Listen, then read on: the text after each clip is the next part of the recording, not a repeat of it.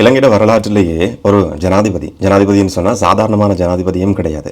நிறைவேற்று அதிகார ஜனாதிபதியாக இருந்த ஒருத்தர் அந்த நாட்டை விட்டு நாட்டு மக்களால் துரத்தி அடிக்கப்பட்ட அந்த வரலாற்று சம்பவம் பதிவானது இன்றைய நாளில் தான். 4 வருஷங்களுக்கு முதல்ல இந்த சம்பவம் வந்து 2022ஆம் ஆண்டில் பதிவாகி இருந்தது. கோட்டாபய ராஜபக்ச இருக்கிறதுக்கு இடம் இல்லாமல் ஒவ்வொரு நாடாக அலைஞ்ச நாட்டை விட்டு தப்பியோடின நாள் தான் இன்றைய நாள். இன்றைய நாளில் கோட்டாபய ராஜபக்சோட ஒரு ஃபோட்டோ வெளிவருது. கோட்டாபய ராஜபக்ச அதில் இருக்கிறார். அவருக்கு பக்கத்தில் ஒரு வீடியோ வெளிவருது. முன்னாள் ஜனாதிபதி ரணில் விக்ரமசிங்க நாமல் ராஜபக்ச எதிர்காலத்தில் ஜனாதிபதி ஆக போகிறாருன்னு சொல்லி அவருடைய ஆதரவாளர்கள் கொண்டாடி கொண்டிருக்கிற நாமல் ராஜபக்சன்னு சொல்லி 3 பேரும் கதைச்சு கொண்டிருக்கிற மாதிரியான ஒரு வீடியோ கிளிப் வந்து இன்றைக்கி எல்லா இடங்களையும் சோஷியல் மீடியாவில் வந்து வைரலாக போய் கொண்டிருக்கு. இங்கே ஒரு வெட்டிங்கில் கலந்து கொண்டிருக்கிறாங்க 3 பேரும். அந்த இடத்துல 3 பேரும் நெருக்கமாக சிரித்து கதைக்கிற மாதிரியான ஒரு வீடியோ தான் பக்கத்தில் நான் போடுறேன்னு நீங்கள் பாருங்கள். இதில் என்ன கதைச்சிருப்பாங்கன்றது உண்மையில் நமக்கு தெரியாது. அரசியல் பற்றி காய்ச்சிருக்கிறாங்களா, நாட்டு நடப்பு சம்மந்தமாக காய்ச்சிருக்கிறாங்களா, இல்லாட்டி பொதுவான ஏதாவது விஷயம் சம்மந்தமாக காய்ச்சிருப்பாங்களா என்னன்றது நமக்கு உண்மையிலேயே தெரியாது. என்ன கதைச்சிருக்கக்கூடும்ன்றதை பற்றி நீங்கள் நினைக்கிறீங்கன்றதை கமெண்டில் பதிவு செய்யுங்க. இப்போ இந்த 3 பேரை பொறுத்த வரைக்கும் 3 பேரும் சர்ச்சை நாயகர்கள் எங்களுடைய நாட்டை பொறுத்த வரைக்கும். அதுலேயும் குறிப்பாக முன்னாள் ஜனாதிபதி ரணில் விக்ரமசிங்கோட வழக்கு நடக்குது. இன்னொரு பக்கம் கோட்டாபய ராஜபக்ச சம்பந்தமான வழக்கு விசாரணை நடந்து வருது. நாமல் ராஜபக்சோட 70 மில்லியன் ரூபாய் மோசடி செய்திருக்கிறார்னு சொல்லப்படுற கிறிஷ் கொடுக்கல் வாங்கல் நேற்றைய வீடியோவில் நாங்கள் கதைச்சிருந்த அந்த வழக்கு விசாரணையும் நடந்து வருது. 3 பேரும் சர்ச்சைக்குரிய வழக்குகளை குற்றச்சாட்டுகளை எதிர்நோக்கி இருக்கிற நபர்களாக தான் இருக்கிறாங்க. இப்போ நேற்று முன்னாள் ஜனாதிபதி ரணில் விக்ரமசிங்கோட வழக்கு விசாரணை நடந்தது. நேற்று வர விஷயங்கள் பற்றி நாங்கள் கதைச்சிருந்தோம். நேற்று அதை பற்றி பார்க்க முடியாமல் போயிருந்தது. ரணில் விக்ரமசிங்க வந்து வெளிநாட்டுக்கு பயணம் செய்திருக்கிறார்னு சொல்லி பொதுமக்களோட பணத்தை வீண்விரயம் செய்து தன்னுடைய மனைவிட பட்டமளிப்பு விழாவுக்காக போயிருக்கிறார்னு சொல்லி 166 லட்சம் ரூபாய் செலவு செய்திருக்கிறார் என்றதான் அவர் மேலே சுமத்தப்பட்டிருக்கிற குற்றச்சாட்டு. இந்த வழக்கு விசாரணை வந்து நேற்று கொழும்பு நீதவான் பசன் அமரசேன முன்னிலையில் விசாரணைக்கு எடுத்துக் கொள்ளப்பட்டிருந்தது. செப்டம்பர் 30ஆம் தேதி வரைக்கும் வழக்கு வந்து அடுத்த கட்ட விசாரணைக்குன்னு சொல்லி ஒத்தி வைக்கப்பட்டிருக்கு. இப்போ சிஐடி நேற்றைய வழக்கு விசாரணையில் வந்து ஒரு விஷயத்தை அறிவிச்சிருந்தது. இந்த விசாரணைகள் எல்லாமே முடிஞ்சுது. குற்றப்புலனாய்வு திணைக்களம் இந்த விசாரணைகளை நடத்தி இருந்தது. அந்த விசாரணைகள் முடிவடைஞ்சிருக்கு. அப்போ அடுத்த கட்ட நடவடிக்கைன்னு சொல்லி சட்டமாதிபர் திணைக்களத்துக்கு வந்து ஆவணங்களை டாக்குமெண்ட்ஸை வந்து அனுப்பி வைக்க வேண்டியிருக்கும். அந்த அடிப்படையில் சட்டமாதிபர் திணைக்களத்துக்கு டாக்குமெண்ட்ஸ் எல்லாமே அனுப்பி வைக்கப்பட்டிருக்கு. அப்போ சட்டமாதிபர் திணைக்களத்தினுடைய நிலைப்பாட்டை அறிவிக்கிறதுக்குன்னு சொல்லி ஒரு திகதி தேவைப்படுது என்றதான் நேற்று அரசு தரப்பு நீதிமன்றத்தில் முன் வச்சிருக்கிற ஒரு வாதம். அதுக்கமே தான் செப்டம்பர் 30ஆம் தேதி வரைக்கும் இந்த வழக்கு விசாரணை வந்து ஒத்தி வைக்கப்பட்டிருக்கு. அதே நேரம் ரணில் விக்ரமசிங்க சார்பா முன்னிலையாக இருந்த ஜனாதிபதி சட்டத்தரணி அனுஜ பிரேமரத்ன அவருடைய வாதம் என்னன்னு சொன்னால், அவங்களுடைய வாதம் என்னன்னு சொன்னால் 166 லட்சம் ரூபாய் செலவு செய்யப்பட்டிருக்கின்றது ரணில் விக்ரமசிங்க மேலே சுமத்தப்பட்டிருக்கிற குற்றச்சாட்டு. ஆனால் இதில் அரைவாசி வந்து வாகனங்களுக்கான செலவுன்னு சொல்லி கணக்கு போடப்பட்டிருக்கான். அப்படி வாகனங்களுக்கு வந்து அந்த அளவு பெரிய தொகை செலவு செய்யப்படவே இல்லை. பிரிட்டனில் வந்து பிரித்தானிய அரசாங்கம் தான் அந்த வாகனத்துக்கான செலவுகளையும் ஏற்றுக்கொண்டிருந்ததுன்னு சொல்லி அது சம்மந்தப்பட்டிருக்கிற ஒரு சில டாக்குமெண்ட்ஸை வந்து ரணில் விக்ரமசிங்கவினுடைய சட்டத்தரணி எதிர்த்தரப்பு அரசு தரப்பு சட்டத்தரணிக்கு வந்து முன் வச்சிருக்கிறார். இதை பற்றியும் நீங்கள் தேடி பாருங்கன்ற மாதிரி சொல்லப்பட்டிருக்கு. அப்படியா இருந்தாலும் இந்த வழக்கு விசாரணை வந்து அடுத்த கட்டத்துக்கு செப்டம்பர் 30ஆம் தேதிக்கு ஒத்தி வைக்கப்பட்டிருக்கு. அடுத்த நபர் கோட்டாபய ராஜபக்ச. என்ன தயவு செய்து கைது செய்யாதீங்க, ஷானிட விசாரணைக்கு பயமா இருக்குன்னு சொல்லி கோட்டாபய ராஜபக்ச ஒரு மனுவை பதிவு செய்திருந்தவர். தொடர்ச்சி அடுத்தடுத்த நாட்களை நடந்து கொண்டிருக்கு. இன்றைக்கு இப்போ இந்த வீடியோ நான் ரெக்கார்ட் பண்ணுற சந்தர்ப்பத்தில் அந்த வழக்கு விசாரணையும் மேன்முறையீட்டு நீதிமன்றத்தில் நடந்து கொண்டிருக்கு. நாளை வீடியோவில் இன்றைக்கு நீதிமன்றத்துக்குள்ள என்ன நடக்குதுன்றது நாளை வீடியோவில் நாங்கள் பார்க்கலாம். ஆனால் செவ்வாய்க்கிழமை வந்து இந்த வழக்கு விசாரணைக்கு எடுத்துக்கொள்ளப்பட்ட சந்தர்ப்பத்தில் சர்ச்சையான ஒரு சில தகவல்கள் தெரிய வந்திருந்தது. கோட்டாபய ராஜபக்சவுக்கும் பிள்ளையான் தரப்புக்கும் இடையில் நடந்திருந்த சந்திப்புகள் சம்பந்தமானது.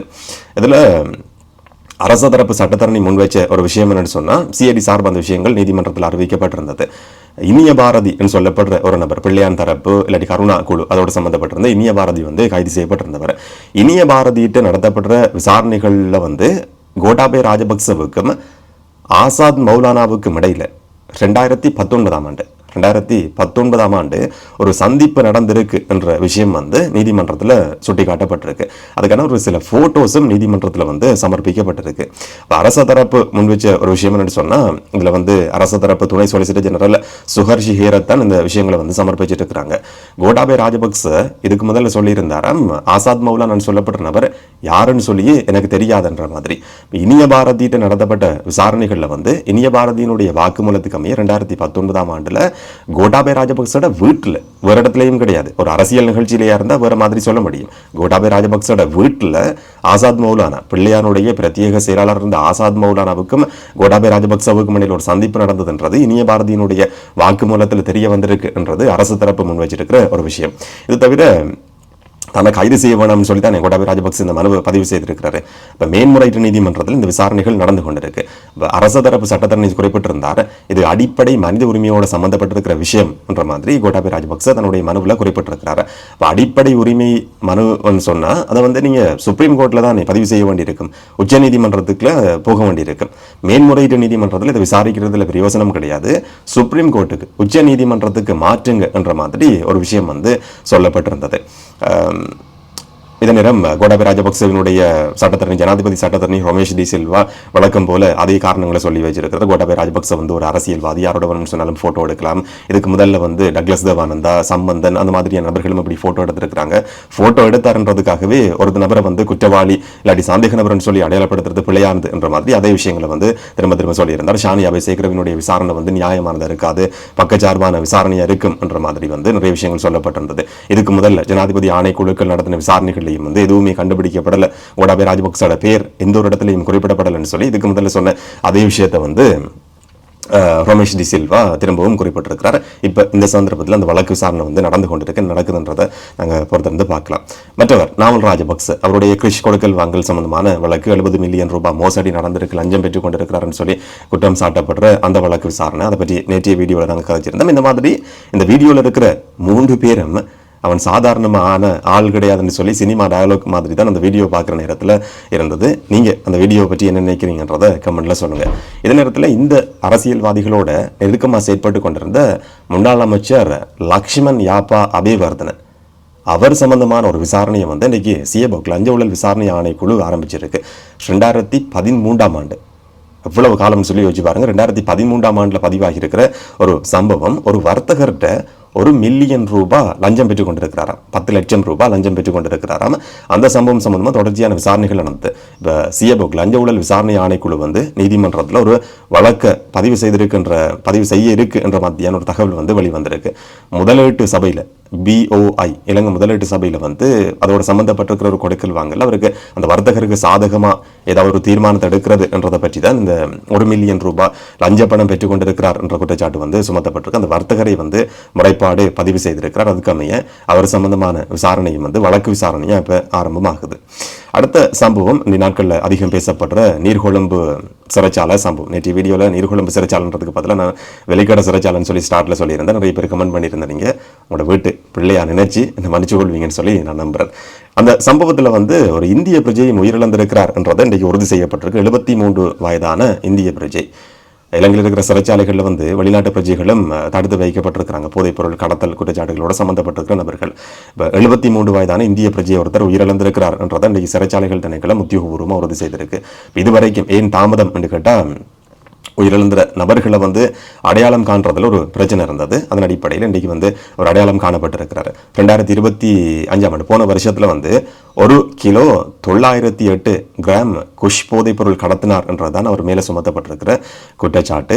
ஏற்கனவே நாங்கள் கதைச்ச மாதிரி, நீதியமைச்சர் குறிப்பிட்ட மாதிரி, அரசு ரசாயன பகுப்பாய்வில் இருக்கிற தாமதம் தான் இந்த மாதிரி கைதிகள், போதைப்பொருள் கைதிகள் நீண்ட காலமாக தடுத்து வைக்கப்படுறதுக்கான காரணம். இவரும் அந்த குற்றச்சாட்டை தடுத்து வைக்கப்பட்டிருந்தவர் இன்னைக்கு உயிரோட இல்லை. இது நேரம் லண்டனை சேர்ந்த ஒரு 21 வயதான சார்லோட் மேலி என்று சொல்லப்பட்ட ஒரு பெண் கைது செய்யப்பட்ட சம்பவம் அதிகம் பேசப்பட்டிருந்தது. உங்களுக்கு ஞாபகம் இருக்கும்னு சொல்லி நினைக்கிறேன். இதே சேனலில் நாங்கள் காய்ச்சிருக்கிறோம். போன வருஷம் அந்த பெண் கைது செய்யப்பட்டு சர்வதேச ஊடகங்கள் வரைக்கும் பரபரப்பாக பேசப்பட்டிருந்தது. அந்த பெண் தடுத்து வைக்கப்பட்டிருக்கிறதும் நீர்கொழும்பு சிறைச்சாலையில் பெண்கள் பிரிவில் தடுத்து வைக்கப்பட்டிருக்கிறாங்க. பெண்களும் கூட, பெண் கைதிகளும் கூட சிறைச்சாலை கூரைக்கு மேலே ஏறி ஆர்ப்பாட்டம் நடத்தின காட்சிகள் எல்லாமே வெளிவந்திருந்தது. அப்போ அவருடைய பாதுகாப்பு சம்பந்தமான ஒரு கேள்வியும் இருந்தது. பிரிட்டன் பிரஜைன்னு சொன்னால் நீ தெரியும் தானே அப்படின்னு சொல்லி. அப்போ அவர் உயிரிழக்கல், அவர் உயிரோடு தான் இருக்கிறார், பாதுகாப்பாக இருக்கிறார் என்ற தகவலும் இன்னைக்கு உறுதி செய்யப்பட்டிருக்கு. சிறைச்சாலைகளில் இருக்கிற நெருக்கடி நிலைமையை கட்டுப்படுத்துறதுக்கான சில தீர்மானங்கள் எடுக்கப்பட்டிருக்கு. அதன் அடிப்படையில் 2 இடங்களை வந்து சிறைச்சாலைகளாக மாற்றுறதுக்கான வர்த்தமானி அறிவித்தல் வெளியாகியிருக்கு. நேற்றைய நாளில் ஒரு வர்த்தமானி வழி வந்திருந்தது. இன்றைக்கு இன்னும் ஒரு வர்த்தமானி வழி வந்திருக்கு. நீதி அமைச்சர் ஹர்ஷன நாணயக்கார் இந்த வர்த்தமானி அறிவித்தலை வந்து பிறப்பிச்சிருக்கிறார். காலியில் இருக்கிற மகாமோதர அந்த இடத்துல வந்து ஒரு ஹாஸ்பிட்டல் பழைய பில்டிங் இருக்கு. அந்த பில்டிங்கை வந்து ஒரு சிறைச்சாலையாக பயன்படுத்துறதுக்கு தற்காலிகமாக பயன்படுத்துறதுக்கான தீர்மானம் எடுக்கப்பட்டிருக்கு. இன்னும் ஒரு பக்கம் பழைய போகம்பர சிறைச்சாலை இருக்கு தானே, அந்த சிறைச்சாலையும் திரும்ப கொஞ்ச காலத்துக்கு இந்த நெருக்கடி நிலைமையை சமாளிக்கிறதுக்குன்னு சொல்லி அதுவும் ஒரு சிறைச்சாலையாக பயன்படுத்துறதுக்கும் இப்போ தீர்மானம் எடுக்கப்பட்டிருக்கு. இந்த தீர்மானங்கள் எல்லாமே வந்து இதுக்கு முதல்ல எடுக்கப்பட்டிருக்குமா இருந்தா என்னன்னு சொன்னால் இந்த மாதிரியான ஒரு நெருக்கடி நிலைமை இருக்கு, இன்னும் ஒரு திட்டம் பிளான் பி என்றது அப்படியும் தேவைப்படும். இந்த மாதிரி பிரச்சனைகள் உருவாகக்கூடாதுன்னு சொல்லி அப்போவே நினைச்சிருந்தா சில நேரங்களில் இந்த பெரிய சம்பவத்தை வந்து தடுக்க முடிஞ்சிருக்கலாம், சில நேரங்களில் முடிஞ்சிருக்க முடியும். ஆனால் இதுக்கு பின்னால் நிறைய சதி இருக்குது என்ற மாதிரியும் நிறைய சதி கோட்பாடுகளை முன்வைக்கப்படுது. அந்த உண்மை வெளிச்சத்துக்கு வருமா இல்லையான்றதை நாங்கள் பொறுத்திருந்து பார்க்கலாம். அப்படியா இருந்தாலும் இந்த புது சிறைச்சாலைகள் 2 இடங்கள் சிறைச்சாலைகளாக மாற்றப்பட இருக்கிறது தற்காலிகமாக சொன்னால் கூட ஒரு தீர்வாக இருக்கும் இப்போதைக்கு சொல்லி நாங்கள் எதிர்பார்க்க முடியும், நம்ப முடியும். என்ன நடக்கும்ன்றதை பொறுத்திருந்து பார்க்கலாம். இந்த சம்பவங்கள் சம்மந்தமாக நீங்கள் என்ன நினைக்கிறீங்கன்றதை வழக்கம் போல் இன்றைக்கும் கமெண்ட்டில் சொல்ல போகிறீங்க. நாளைக்கு நாங்கள் இன்னும் ஒரு வீடியோவில் சந்திக்கலாம். வணக்கம்.